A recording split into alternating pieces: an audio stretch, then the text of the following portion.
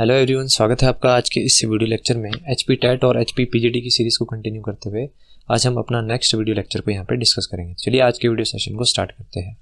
देखते हैं question number first. Who is the writer of the story Sultana's dream? सुल्तान का स्वप्न नामक कहानी के लेखक कौन है? तो सुल्तान्स ड्रीम के जो लेखक है उनका नाम है सखावत हुसैन। तो इसका राइट आंसर हो जाएगा ऑप्शन नंबर बी। सखावत हुसैन को ही एक और नाम से जाना जाता है, इनको बोला जाता है रुकैया बेगम। तो ये आपने नाम याद रखना है, इन्हीं का ही दूसरा नाम क्या है, रुकैया बेगम। इन्होंने जो है अपनी स्टोरी सुल्तान्स ड्रीम में क्या मेंशन किया है, इन्होंने जो है इसमें बताया है कि जो वुमेन है वो पूरे वर्ल्ड को रूल कर रही है और जो मैंस है वो उन वुमेन के सबऑर्डिनेट है, ये इन्होंने इस स्टोरी में बताया है। वहीं यहाँ पे एक नाम है रास सुंदरी देवी, इनके बारे में भी पढ़ लेते हैं। रास सुंदरी देवी ने जो है अपनी ऑटोबायोग्राफी लिखी है जिसका नाम कई बार पूछा जाता है। इनकी ऑटोबायोग्राफी का नाम है अमर जीवन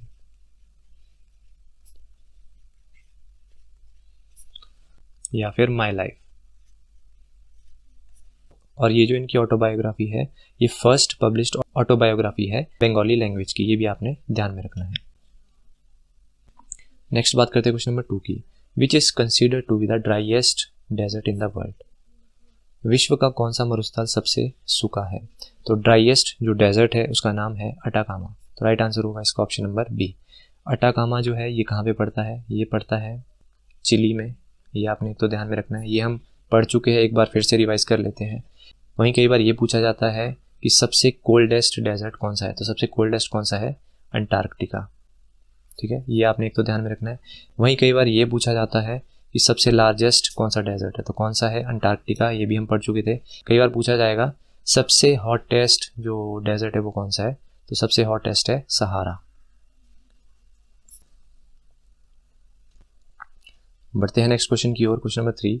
where are the headquarters of RBI of India located?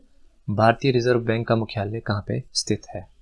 तो आरबीआई के हेडक्वार्टर की बात करें तो वो सिचुएटेड है मुंबई। तो राइट आंसर हो जाएगा इसका ऑप्शन नंबर ए। अब आरबीआई की यहाँ पे बात हो रही है तो इसको डिटेल में यहाँ पे एक बार पढ़ लेते हैं। कई बार इसका एस्टेब्लिशमेंट ईयर भी पूछा जाता है, तो इसको वर्ष 1935 में एस्टेब्लिश किया गया था।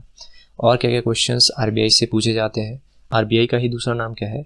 बैंक ऑफ इशू, ये आपने तो ध्यान में रखना है। वहीं कई बार पूछा जाता है कि जो आरबीआई है उसके फर्स्ट गवर्नर कौन थे? तो फर्स्ट गवर्नर आपने याद रखना है कौन थे? Sir Osborne Smith.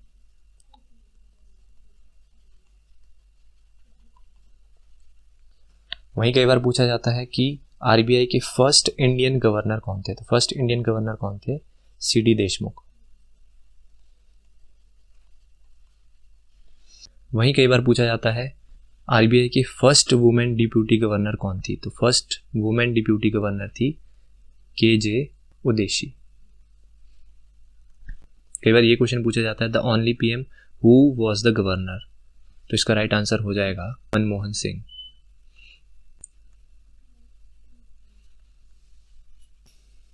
और कई बार ये क्वेश्चन पूछा जाता है कि जो आइडिया था रिजर्व बैंक का वो किसने दिया था? तो आइडिया दिया था हिल्टन यंग ने।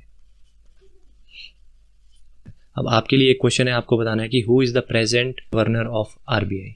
तो ये आपको कमेंट सेक्शन में बताना है। नेक्स्ट बात करते हैं क्वेश्चन नंबर 4 की। Who is called the father of Indian civil aviation? किसे भारतीय नागरिक उड़ान का पिता कहा जाता है? तो father of Indian civil aviation कहा जाता है JRD टाटा। तो राइट आंसर हो जाएगा इसका ऑप्शन नंबर बी। अब यहाँ पे फादर्स की बात हो रही है तो हम इससे पहले भी फादर्स को डिस्कस कर चुके हैं, तो उनको एक बार रिवाइज कर लेते हैं। तो सबसे पहले हमने देखा था फादर ऑफ इंडियन अनरेस्ट, तो वो किसे कहा जाता है? BG तिलक। एक बार फिर से रिवाइज कर लेते हैं। और हमने पढ़ा था फादर ऑफ इंडियन रेनेसेंस, तो वो किसे कहा जाता था? राजा राम मोहन रॉय। ठीक है, फिर हमने पढ़ा था father of local self government, तो वो किसे कहा जाता है? Lord Ripon. तो ये सारे के सारे जो फादर्स है वो आपने ध्यान में रखने हैं। नेक्स्ट बढ़ते हैं क्वेश्चन नंबर 6 की तरफ। Who was the Indian actress to receive Padmashri award? Padmashri पुरस्कार पाने वाली पहली भारतीय अभिनेत्री कौन थी? तो पहली भारतीय अभिनेत्री जिसने पद्मश्री जो अवार्ड है वो जीता था वो थी नरगिस दत्त। तो इसका राइट आंसर हो जाएगा ऑप्शन नंबर बी। अब यहाँ पर पद्मश्री अवार्ड की बात हो रही है तो ये किस कैटेगरी का अवार्ड है? इनको जो है सिविलियन अवार्ड्स की कैटेगरी में रखा जाता है। तो सिविलियन अवार्ड्स के बारे में कुछ पढ़ लेते हैं। तो यहाँ पर सबसे पहले हम देखते हैं भारत का हाईएस्ट सिविलियन अवार्ड कौन सा है। तो कौन सा है? भारत रत्न, आप सभी को पता है। और भारत रत्न को कब स्टार्ट किया गया था? 1954 में। वहीं अगर बात करें सेकंड हाईएस्ट सिविलियन अवार्ड कौन सा है, तो कौन सा है? पद्म विभूषण।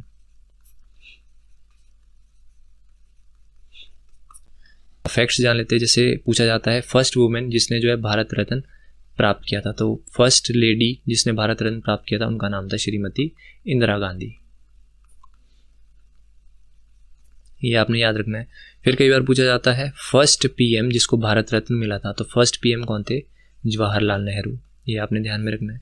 अब कई बार ये पूछा जाता है कि ऐसे फर्स्ट पर्सन कौन थे जिन्होंने भारत रत्न लेने से मना किया था, तो उनका नाम आपने याद रखना है। उनका नाम था अबुल कलाम आज़ाद। अबुल कलाम आज़ाद। नेक्स्ट बात करते हैं क्वेश्चन नंबर 7 की। Edible part of mango is known as. आम के खाने योग्य भाग को क्या कहा जाता है? तो एडिबल पार्ट ऑफ मैंगो जो है वो रहता है मेसोकार्प। तो इसका राइट आंसर हो जाएगा ऑप्शन नंबर ए। ये आपने एक तो ध्यान में रखना है। कई बार एडिबल पार्ट ऑफ एप्पल भी पूछा जाता है, तो वो भी आपने ध्यान में रखना है कि एप्पल का जो एडिबल पार्ट है उसको बोलते हैं चेतक। और एप्पल जो है वो किस टाइप का फ्रूट है? वो है फॉल्स फ्रूट। ये भी आपने ध्यान में रखना है। अब यहाँ पे मैंगो की बात हो रही है तो इसका साइंटिफिक नेम की भी हम बात करते हैं। मैंगो का जो साइंटिफिक नेम है उसे कहते हैं मैंजीफेरा इंडिका। ये आपने नोट डाउन करना है। नेक्स्ट बात करते हैं question number 8। The lady of Kelong is. Lady of Kelong क्या है? तो आप सभी को पता है लेडी ऑफ केलोंग एक ग्लेशियर है, तो इसका राइट आंसर हो जाएगा ऑप्शन नंबर ए। अब कई बार ये पूछा जाता है कि ये जो लेडी ऑफ केलोंग है ये सिचुएटेड कहाँ पे है? तो ये जो ग्लेशियर है वो सिचुएटेड है लाहौल एंड स्पीति में। अब कई बार ये पूछा जाता है कि जो लेडी ऑफ केलोंग है इसको जो ये नाम है ये किसने दिया था? तो आपने याद रखना है 1856 में एक ब्रिटिश लेडी थी जिनका नाम था लेडी एलिशिंग। इन्होंने जो है इस ग्लेशियर को लेडी ऑफ केलोंग नाम दिया था, तो ये भी आपने ध्यान में रखना है। नेक्स्ट बढ़ते हैं क्वेश्चन नंबर 9 की तरफ। Buddha preached in the language. बुद्धों के उपदेशों की भाषा थी। बहुत कॉमन सा क्वेश्चन है पर बहुत बार कंफ्यूजन होता है। तो बुद्ध के जो उपदेश है उनकी भाषा थी पाली। तो राइट आंसर हो जाएगा इसका ऑप्शन नंबर सी। अब यहाँ पे लॉर्ड बुद्धा की बात हो रही है तो उससे रिलेटेड क्या क्या फैक्ट्स बनते हैं वो हम देखते हैं। सबसे पहले जो है लॉर्ड बुद्धा का जो जन्म है वो कहाँ पे हुआ था? तो लॉर्ड बुद्धा का जन्म 563 BC में लुम्बिनी यानी कि नेपाल में हुआ था। फिर कई बार पूछा जाता है इनकी मृत्यु, तो इनकी मृत्यु 483 BC में कहाँ पर हुई थी? कुशीनगर। ये हमने देखा भी था, एक बार फिर से रिवाइज कर लेते हैं। फिर कई बार इनके बचपन का नाम पूछा जाता तो इनके बचपन का क्या नाम था? सिद्धार्थ। फिर कई बार पूछा जाता है इनके जो पिता है उनका क्या नाम था? तो पिता का नाम था शुद्धोदन। माता थी इनकी महामाया और इनका जो पालन पोषण है वो किया था गौतमी प्रजापति ने। अब कई बार ये पूछा जाता है कि जो बुद्धा थे उनका जो फर्स्ट टीचर है वो कौन थे? तो फर्स्ट टीचर ऑफ बुद्धा कौन थे? ये बहुत बार क्वेश्चन पूछा जाता है। अलारा कलाम। तो ये पॉइंट आपने ध्यान में रखना है। और लॉर्ड बुद्धा के 2 शिष्य थे, उनका नाम भी आपने याद रखना है, आनंद और उपाली। ये इनके 2 शिष्य थे। और कई बार ये क्वेश्चन पूछा जाता है कि जो लॉर्ड बुद्धा थे उन्होंने अपना फर्स्ट सरमन कहाँ पे दिया था? तो फर्स्ट सरमन इन्होंने दिया था सारनाथ में। और इनको जो निर्वाण की प्राप्ति है वो कहाँ पर हुई थी? बोध गया। ये भी आपने ध्यान में रखना है। बढ़ते हैं नेक्स्ट क्वेश्चन की ओर। Question number 10। The people of Indus valley worshipped. Sindhu घाटी सभ्यता के लोग किसकी पूजा करते थे? सिंधु घाटी सभ्यता के लोग पूजा करते थे पशुपति। तो राइट आंसर हो जाएगा इसका ऑप्शन नंबर ए। अब यहाँ पे इंडस वैली सिविलाइजेशन की बात हो रही है तो इसके बारे में थोड़ा सा पढ़ लेते हैं। सबसे पहले ये पूछा जाता है कि इंडस वैली सिविलाइजेशन की खोज करने वाले व्यक्ति कौन थे? तो 1921 में दयाराम साहनी ने इसकी खोज की थी। और कई बार ये पूछा जाता है कि जो सिंधु घाटी सभ्यता के लोग थे वो किस धातु का उपयोग करते थे? तो आपने ध्यान में रखना है तांबा यानी कि कॉपर का वो यूज़ करते थे। अब कई बार ये पूछा जाता है कि जो चावल की खेती का संबंध है वो सिंधु घाटी सभ्यता की कौन से स्थान से संबंध रखता है? तो चावल की खेती कहाँ पे हमें देखने को मिलती थी? लोथल। और कई बार ये भी पूछा जाता है कि जो बंदरगाह है वो हमें कहाँ पे देखने को मिला? तो बंदरगाह भी लोथल में देखने को मिला। ठीक है, ये भी आपने ध्यान में रखना है। कई बार ये पूछा जाता है कि जो घोड़े के अवशेष है वो कहाँ पर देखने को मिले? तो आपने वेरी इंपॉर्टेंट क्वेश्चन आपने याद रखना है, सुरकोटड़ा में जो है घोड़े के अवशेष हमें देखने को मिले थे। कई बार ये पूछा जाता है ग्रेट बाथ और ग्रेट ग्रेनरी ये कहाँ से रिलेटेड है? ये रिलेटेड है मोहनजोदड़ो। तो ये सारे फैक्ट्स आपने इंडस वैली से याद रखने हैं। नेक्स्ट बात करते हैं question number 11, what is the scientific name of cows. तो गाय का वैज्ञानिक नाम क्या है? तो काउ का साइंटिफिक नेम है बॉस इंडिकस। राइट आंसर हो जाएगा इसका ऑप्शन नंबर ए। अब वहीं कई बार एग्जाम में पूछा जाता है फ्रॉग का जो साइंटिफिक नेम है वो भी पूछा जाता है, तो आपने याद रखना है फ्रॉग का साइंटिफिक नेम है राना टिग्रिसा। ठीक है, वहीं कई बार पी यानी कि मटर का भी पूछा जाता है, तो मटर का भी आपने याद में रखना है, इसका साइंटिफिक नेम है पाइसम सैटिवम। बढ़ते हैं नेक्स्ट क्वेश्चन की ओर। Question number 12, where is Kunzum pass located. तो कुंजुम पास जो है वो कनेक्ट करता है लाहौल वैली को स्पीति वैली से, तो इसका राइट आंसर क्या हो जाएगा? Option number D, Lahaul and Spiti. Next है question number 13, which place is known as little Lhasa.